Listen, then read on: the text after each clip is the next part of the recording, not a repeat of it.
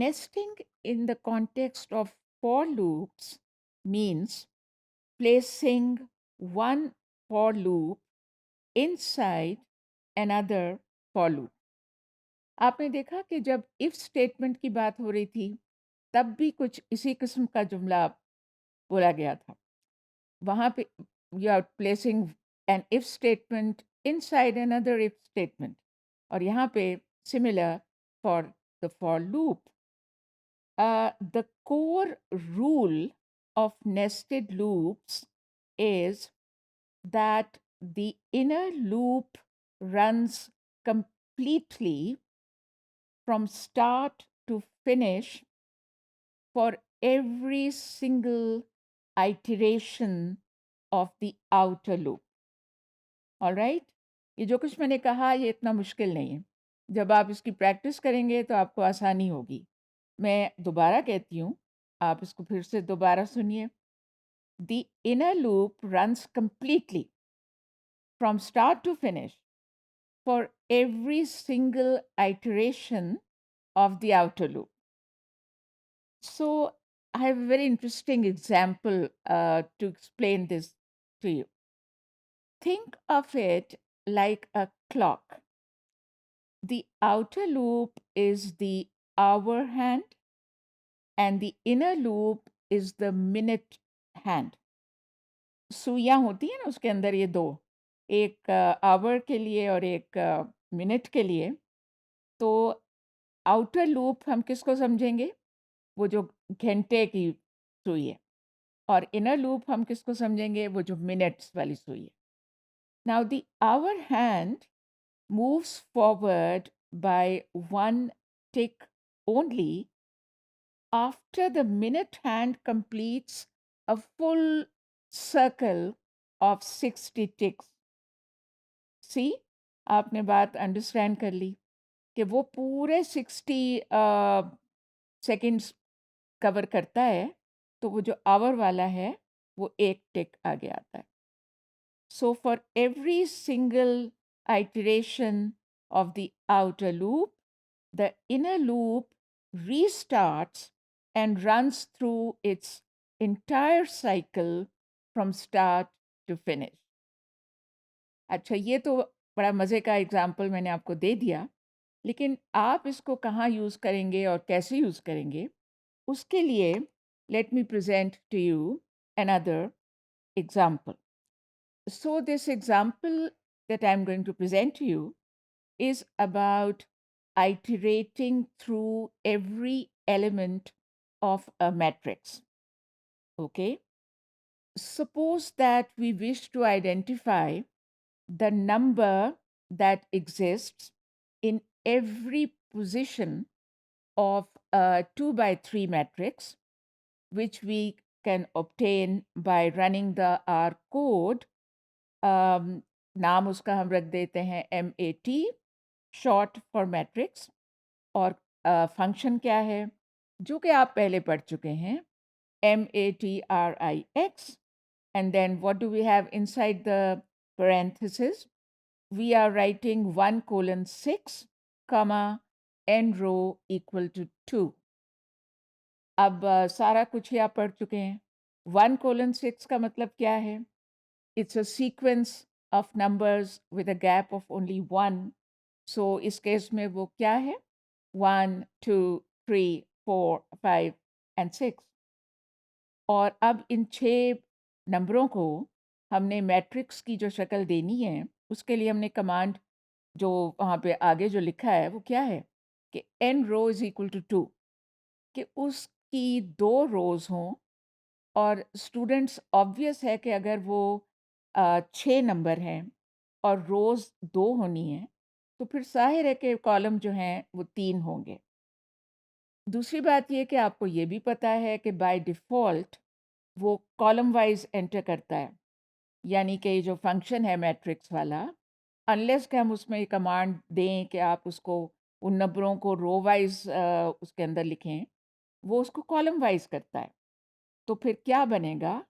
जो आपको इस स्लाइड पे दिख रहा है, वो आपका मैट्रिक्स यही वाला बन जाएगा। 1 2 पहला कॉलम, 3 4 दूसरा कॉलम, 5, 6 तीसरा कॉलम।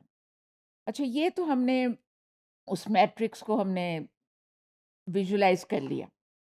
लेकिन आप अब ये समझें कि for whatever reason that matrix is invisible to us. We're not seeing it. And still, we wish to identify the number that exists in every position of this matrix. ये simple सा example मैं आपको किस लिए दे रही हूँ? इसलिए कि मेरा पर्पस है कि मैं आपको ये for loop, nested for loop का कॉन्सेप्ट दे सकूँ। उसके लिए मैं ये कर रही हूँ। So, to achieve this goal, that we get to see the number, or we can identify the number that exists in every position of this 2 by 3 matrix, what code will I write?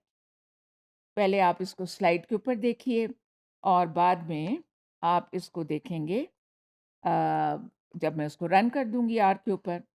Students, I'm now going to present to you the code by which we will achieve our goal.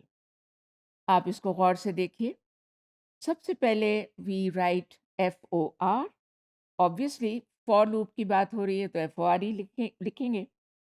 और उसके बाद what do we write inside the bracket?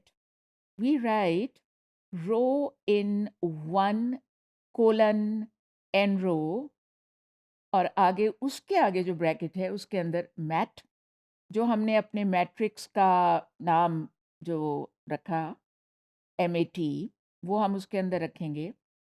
और उसके बाद ये जो आप देख रहे हैं ब्लू कलर का कर्ली ब्रैकेट ओपन होता है और नीचे जाके एंड होता है। So this is the outer loop. अब इस आउटर लूप के अंदर आप देखें कि there is another for loop और उसमें हम क्या लिख रहे हैं? उसमें हम लिख रहे हैं FOR, ऑफ कोर्स अगेन। और उसके ब्रैकेट के अंदर हम क्या लिख रहे हैं? हम लिख रहे हैं कि COL, जो कॉलम के लिए शॉर्ट हम लिखते हैं COL, COL in 1 colon n col. और इसके ब्रैकेट के अंदर again we are writing mat. अभी just very patiently keep listening to me and keep watching. अभी जब हम इसको एग्जीक्यूट करेंगे तो आपको ये बात ज़्यादा क्लियर हो जाएगी।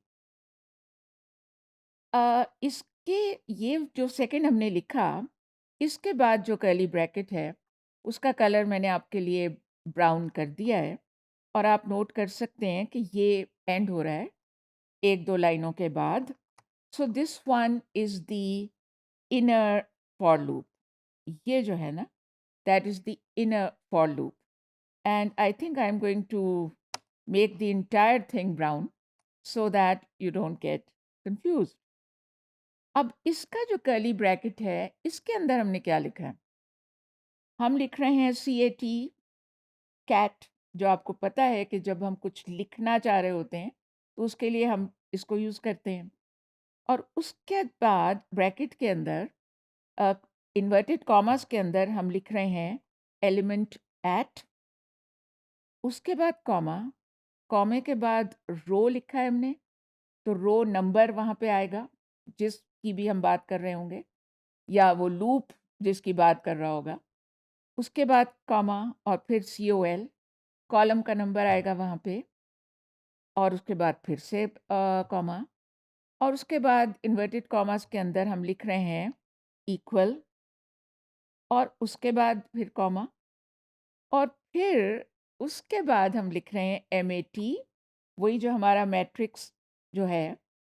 उसके बाद नोट करें कि अब आप या राउंड ब्रैकेट नहीं डाल रहे, बल्कि स्क्वायर ब्रैकेट हम डाल रहे हैं। और आपको पता है ना कि स्क्वायर ब्रैकेट पोजीशन के लिए होता है, तो उसमें हम उसके अंदर लिख रहे हैं रो कॉमा कॉलम COL और इन सारी बातों के बाद फिर एक और कॉमा और उसके बाद हमने इन्वर्टेड कॉमा के अंदर लिखा बैकस्लैश और एन। और इसके बारे में आप जानते हैं कि जब हम ये लिखते हैं तो उसके बाद वो अगली लाइन में चला जाता है, जो लिखा जा रहा होता है।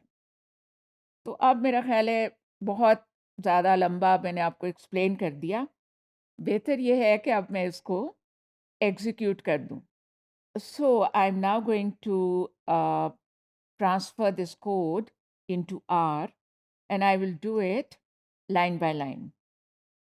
Dear students, first of all, let us define mat in R. तो ये जो मैंने आपको पहले बताया था कि जो मैट्रिक्स जिसकी हम बात कर रहे हैं, इसको हम सबसे पहले उसके अंदर डालते हैं। I am going to put it here now. और देखें कि कोई एरर नहीं है किसी किस्म का। और जैसे कि मैंने कहा कि सपोज़ कर लें कि हम for whatever reason it is invisible, we are not able to see it. यहाँ अगर मैं MAT दोबारा टाइप करूँगी तो अभी आपको दिख तो जाएगा, लेकिन चूँकि इस वक़्त मैं फॉर लूप समझाना चाह रही हूँ, तो मैं इसको नहीं मैं करती कुछ भी। Let's leave it as it is. Coming back to our slide, now I insert this entire code, in which we have one for loop nested inside another for loop. अब इसको मैं यहाँ से कॉपी कर रही हूँ and I'm taking it to R and I'm going to paste it, and there you are. आपको देखिए कि 1 सेकंड के अंदर वो सारे जो आप चाहते थे कि आपको पता लगे कि हर पोज़ीशन पे क्या नंबर है, वो आपके सामने आ गया। इसमें सबसे पहले देखिए, पहली रो में वो क्या कह रहा है? Element at 1 1 is equal to 1, यानी फर्स्ट रो और फर्स्ट कॉलम में जो एलिमेंट है दैट इज़ द नंबर 1। इसी तरह next, element at 1 2 is equal to 3। वो जो फर्स्ट रो और सेकंड कॉलम पे जो नंबर है दैट इज़ 3। मैंने तो आपको पहले बताया था ना कि 1 2 first column, 3 4 second column, 5 6 third column. तो वो ज़ाहिर है कि फिर second column first row 3 and there you are. अब अगर आपको कुछ ज़रा मुश्किल ही लग रहा है तो फिर बेहतर है कि मैं आपको वो मैट्रिक्स दिखा दूँ। So I am going to type MAT and I'm going to enter, and there you are. और अब आप टैली कर लें कि जो कुछ ऊपर फॉर लूप के साथ जो कुछ हुआ है, is it not correct? It is absolutely correct. एक आखिरी वाला देख लेते हैं, 2 तो देख ही चुके हैं। ये देखिए, एलिमेंट एट 2 3, यानी second row and third column, यहाँ पे वो क्या कह रहा है जी? It is equal to 6। तो ये देखें, ये आपको सामने दिख रहा है।